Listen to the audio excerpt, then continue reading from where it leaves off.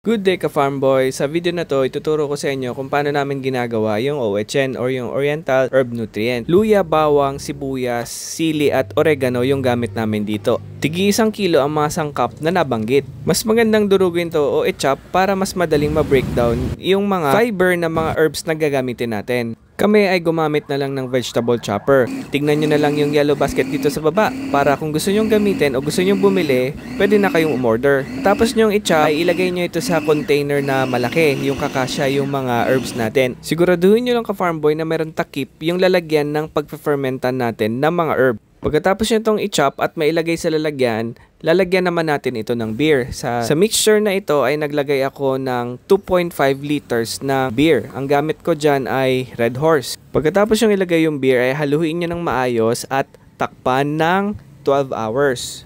Pagkatapos ng 12 hours ay lagyan naman ito ng 1 kilong molasses. O kung walang molasses sa inyo mga ka-farm boy ay 1 kilong brown sugar. Haluin to ng mabuti at takpan. Itago ang lalagyan sa malamig at madilim na lugar ng 7 araw para sa fermentation nito. Pagkatapos ng 7 araw ay lagyan ito ng sukang natural, hindi yung may chemical ha mga ka-farm boy.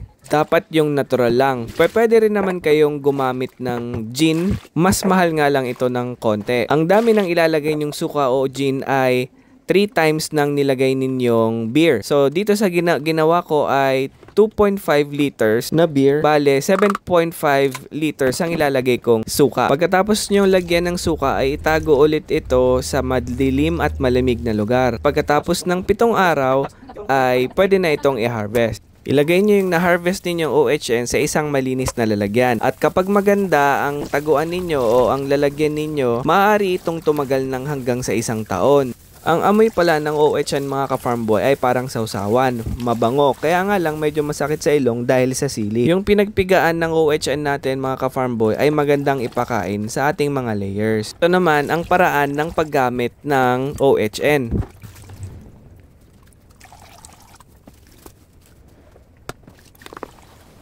At ito naman ang mga benefits sa paggamit ng OHN sa poultry farm. Una ay pinapalakas nito ang immune system. Pinapaganda na rin nito ang pag-absorb ng nutrients galing sa mga kinakain ng mga layers natin. At meron silang antimicrobial properties. Ibig sabihin ay hindi agad magkakasakit yung mga layers natin. At saka mababawasan natin yung pag-rely natin doon sa mga synthetic na antibiotics. Mas maganda sa atin at mas maganda doon sa mga consumers natin.